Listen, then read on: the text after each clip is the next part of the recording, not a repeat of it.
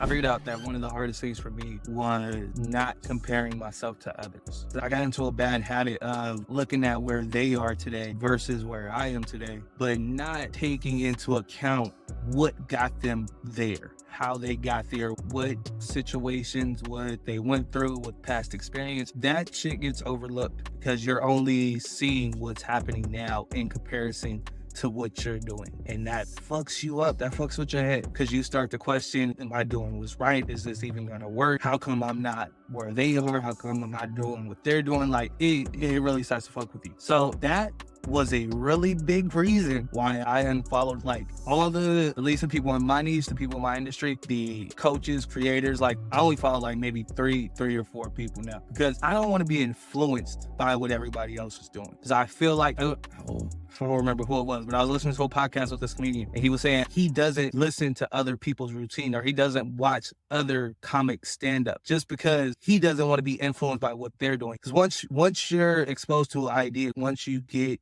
an idea from something, once you see something somewhere, it's in your mind now. You can't get it out of your mind. You can't unsee it. You can't unring the bell, right? So once it's in your mind, once you've taken it in, that's a part of you. Now, no matter what you do, whether you move towards it or move away from it, you're influenced by seeing that or by interacting with it. So by looking at somebody else's content, you're going to be influenced by it one way or another. And I didn't like being influenced by what everybody else was doing.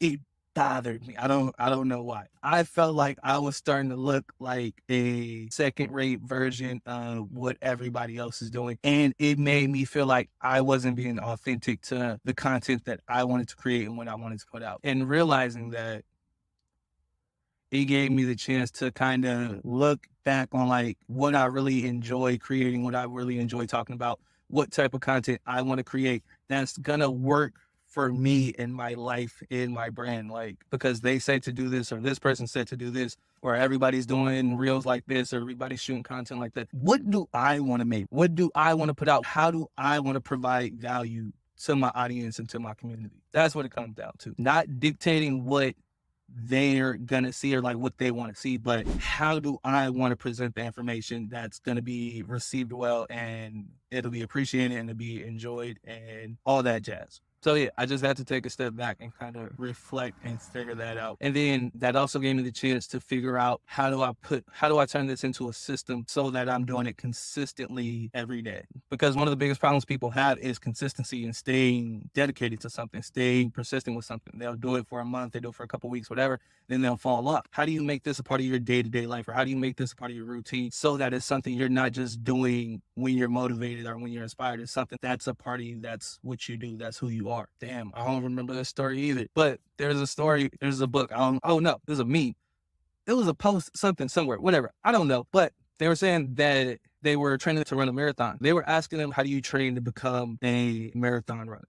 They said, in order to train to become a marathon runner, you have to stop looking at it as becoming a marathon runner. You have to literally change your life so that this is who you are. It's asking yourself, is this something that a marathon runner would do? What do marathon runners do? Marathon runners wake up and they run for an hour, 2 hours. I don't know what marathon runners do. I'm not sure. But if I was training to become a marathon runner, I would look up how to become a marathon runner. What do marathon runners do daily? What are their daily activities? What are their habits? What are their traditions? I don't know. But I would figure out what it is that the person, the avatar, the thing that I want to be in the future, what do they do every day? What are their habits? What are the consistent things that they do in their schedule and their routine so that I can become that? Because it's the same as if you're at a job. If you're at a job, they will tell you, I'm not going to promote you to the next position until I see you're already doing that. You have to already be doing the work to get to where you want to be. They're not going to give you the job and then, maybe they'll figure it out when they get there. It's like, no, you need to be doing what this is required. So for me, with my content system, I had to figure out what are the things I'm going to do every day that's going to allow me to produce content consistently and naturally, organically. It's not going to be forced. It's not going to be something that I have to do that I only do when I feel inspired or motivated or when I'm in the mood or like today I'm not feeling it. Like, no, I do this every day. This is part of who I am. This is part of the person that I am because this is how my business grows. This is how my business, my brand, this is how it grows and expands. Yeah. So I say all that to say, I said a lot of shit, but I say all that to say what you consume, it becomes a part of you. From the music you listen to the shows you watch, the books you read, anything that you consume, anything you interact with, it becomes a part of you. So be careful with what you let in. Be careful with what you allow to influence you. Wise man once said, protect your energy. All right. Yeah, that's all I got. Hit the follow, subscribe, like all the shit. You know the shit to do.